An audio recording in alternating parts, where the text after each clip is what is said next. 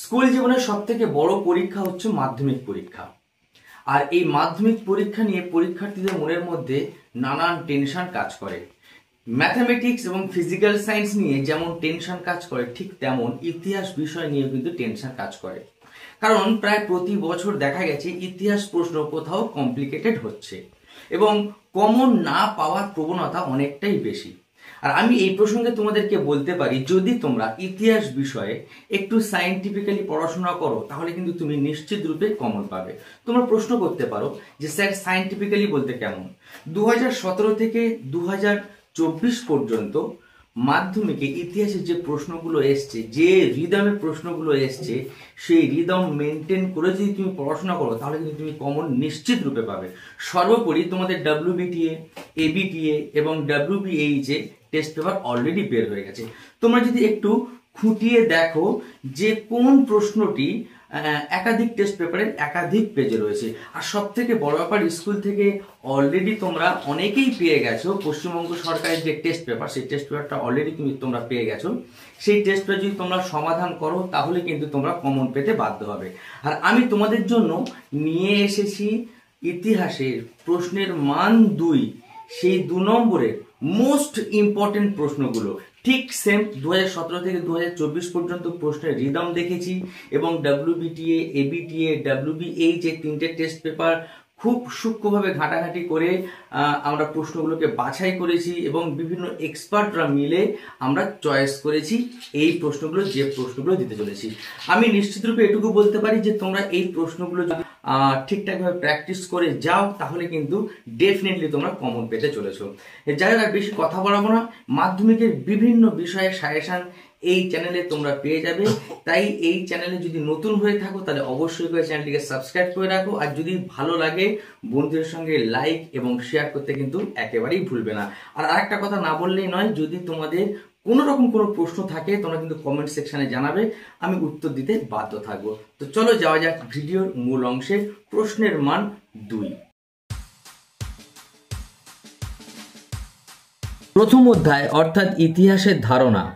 এই অধ্যায় থেকে 2 নম্বরের জন্য যে প্রশ্নগুলি মোস্ট ইম্পর্টেন্ট সেগুলো হলো, আঞ্চলিক ইতিহাস চর্চা গুরুত্বপূর্ণ কেন? তোমরাও চেষ্টা করলে তোমরাও পারবে যদি তোমরা 3-4টে টেস্ট পেপার একসঙ্গে ঘাটাঘাটি করো। দেখবে এই প্রশ্নগুলো একাধিক টেস্ট পেপারের একাধিক পেজে রয়েছে। নেক্সট, ইতিহাস চর্চায় ফটোগ্রাফির গুরুত্ব লেখো। ইতিহাসের উপাদান হিসাবে সরকারি নথিপত্রের গুরুত্ব লেখো। নিম্নবর্গীয় ইতিহাস চর্চা বলতে কি বোঝো? তারপর ইতিহাসের তথ্য সংগ্রহের ক্ষেত্রে ইন্টারনেটের সুবিধা ও অসুবিধাগুলি লেখো। হয় সুবিধা আসবে না হলে অসুবিধা আসবে, তোমরা দুটোই করে যাও। ইতিহাসের উপাদান হিসাবে সংবাদপত্রের গুরুত্ব লেখো। তারপর সংস্কার বৈশিষ্ট্য পর্যালোচনা চ্যাপ্টার থেকে নব্যবঙ্গীয় কারা, উডের ডেসপ্যাচ বলতে কি বোঝো, মেকলে মিনিটস কি, শিক্ষায় চুঁইয়ে পড়া নীতি কি, ফোর্ট উইলিয়াম কলেজ কে কবে প্রতিষ্ঠা করেন, শ্রীরামপুর ত্রয়ী কাদের বলা হয়, নববিধান কি? নববিধান প্রায় প্রতিটি টেস্ট পেপারে বহুবার করে রয়েছে। তারপর ভারতবর্ষীয় ব্রাহ্ম সমাজ কেন বিভক্ত হয়, স্কুল বুক সোসাইটি কেন প্রতিষ্ঠিত হয়, কে কবে কি উদ্দেশ্যে আত্মীয় সভা সঙ্গে ব্রাহ্ম সমাজটাও করে যাবে প্রতিষ্ঠা করেন। তারপর প্রতিরোধ ও বিদ্রোহ মানে বৈশিষ্ট্য বিশ্লেষণ এই অধ্যায় থেকে, অর্থাৎ 3 নম্বর অধ্যায় থেকে ঔপনিবেশিক অরণ্য আইন কি, তারপর তিতুমির স্মরণীয় কেন, তারপর খুদকাঠি প্রথা কি, তারিকা ই মোহাম্মদিয়া কি, এই প্রশ্নটাও কিন্তু বহু পেজে রয়েছে, ওহাবি আন্দোলনের মধ্যেই তোমরা পেয়ে যাবে। ফরাজি আন্দোলন কি? ধর্মীয় পুনর্জাগরণের আন্দোলন। দামিন ই কোহ কি? দক্ষিণ পশ্চিম সীমান্ত এজেন্সি কেন গড়ে তোলা হয়েছিল। তারপর সন্ন্যাসী ফকির বিদ্রোহ ব্যর্থ হয় কেন। তারপর 4 নম্বর অধ্যায় থেকে ভারত সভা গঠনের উদ্দেশ্য সঙ্গে গুরুত্বটাও দেখে যেও। ব্যঙ্গচিত্র বা কার্টুন আঁকা হয় কেন? খুব ইম্পর্টেন্ট একটা প্রশ্ন। জমিদার সভা ও ভারত সভার মধ্যে পার্থক্য লেখো। ইলবার্ট বিল কি? এই বিলের প্রতিক্রিয়া লেখো। মহারানী ঘোষণাপত্রের গুরুত্ব কি? মহেন্দ্রলাল সরকার কেন IACS গঠন করেন? তারপর গগনেন্দ্রনাথ ঠাকুর কিভাবে ঔপনিবেশিক সমাজের সমালোচনা করেছিলেন। 5 নম্বর অধ্যায় থেকে আমি 3টে চয়েস করেছি, এই 3টে দেখেছি বহু পেজে রয়েছে। যেমন ফার্স্ট হচ্ছে কারা কেন জাতীয় শিক্ষা পরিষদ প্রতিষ্ঠা করেন। তারপর বাংলার ছাপাখানা বিকাশে পঞ্চানন কর্মকারের ভূমিকা লেখো। নেক্সট চার্লস উইলকিন্স স্মরণীয় কেন। এবারে আমরা 6 নম্বর অধ্যায় থেকে যে প্রশ্নগুলো সেগুলো আমরা আলোচনা করব। স্বদেশী আন্দোলনে কেন বাংলার শ্রমিকরা যোগ দেয়নি। তোমরা পারলে স্ক্রিনশটও নিয়ে নিও, স্ক্রিনশট মেরে তোমরা সেভ করে রাখবে এবং প্রশ্ন দেখে তোমরা প্র্যাকটিস করবে। তারপরে কালিবরাজ ও উজালিবরাজ কারা, খুব ইম্পর্টেন্ট একটা প্রশ্ন। ওয়ার্কস অ্যান্ড পেজেন্টস পার্টি কেন প্রতিষ্ঠিত হয়েছিল। চৌরি চৌরা ঘটনা কি। তারপর তিনকাঠিয়া প্রথা কি।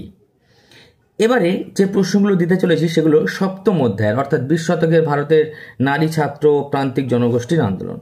এই 7ম অধ্যায় থেকে যে প্রশ্নগুলো খুবই ইম্পর্টেন্ট সেটা হচ্ছে পুনা চুক্তি কবে কাদের মধ্যে স্বাক্ষরিত হয়, অ্যান্টি সার্কুলার সোসাইটি কেন প্রতিষ্ঠিত হয়েছিল, দলিত বলতে কাদের বলা হয়, বিবাদী নামে কারা স্মরণীয় ছিল, রশিদ আলী দিবস কেন প্রতিষ্ঠিত হয়, তারপর অলিন্দ যুদ্ধ কি, দীপালি সংঘ কেন গড়ে ওঠে, মাতঙ্গিনী হাজরা স্মরণীয় কেন, সাম্প্রদায়িক বাটোয়ারা চুক্তি কি, হরিচাঁদ ঠাকুর স্মরণীয় কেন। এই প্রশ্নগুলো সলিউশনের ক্ষেত্রে যদি তোমাদের সমস্যা দেখা দেয় তোমরা কিন্তু কমেন্ট সেকশানে জানাতে পারো। তারপরে 8ম অধ্যায় অর্থাৎ লাস্ট অধ্যায় উত্তর ঔপনিবেশিক ভারত, মানে 20 শতকের দ্বিতীয় পর্ব। এই অধ্যায় থেকে আমি মাত্র 9টা প্রশ্ন বাছাই করেছি, যে 9টা প্রশ্ন করলে আমি আশা করছি এখান থেকে তোমরা কমন পেয়ে যাবে। নাম্বার 1, দুটো পুনর্গঠিত রাজ্যের নাম লেখো। তারপর দর কমিশন কেন গঠিত হয়েছিল, তারপরে পেপসু কি, তারপরে শ্রীরামালু স্মরণীয় কেন, উদ্বাস্তু কাদের বলা হয়, LOC কি, রাজা হরি সিং কি পরিস্থিতিতে ভারতভুক্তের দলিলে স্বাক্ষর করেন, কবে কেন নেহেরু লিয়াকত চুক্তি স্বাক্ষরিত হয়, JVP কমিটি কি। তোমাদের ইতিহাসের বট কোশ্চেনের অর্থাৎ 4 নম্বর এবং 8 নম্বরের মোস্ট ইম্পর্টেন্ট প্রশ্ন নিয়ে অলরেডি আমি ভিডিও করেছি, ডেসক্রিপশন বক্সে তার লিঙ্ক দেওয়া আছে, তোমরা তোমাদের সুবিধা মতো একটু ভিজিট করে নিও, দেখে নিও। আর নিশ্চিতরূপে বলতে পারি যদি এই চ্যানেল তোমরা ফলো করো এবং এই সাজেশন যদি তোমরা ফলো করো তোমরা সফলতা অর্জন করতে পারবে। যাই হোক তোমরা সকলে খুব ভালো থেকো, তোমাদের সকলের মঙ্গল কামনা করি। Thank you.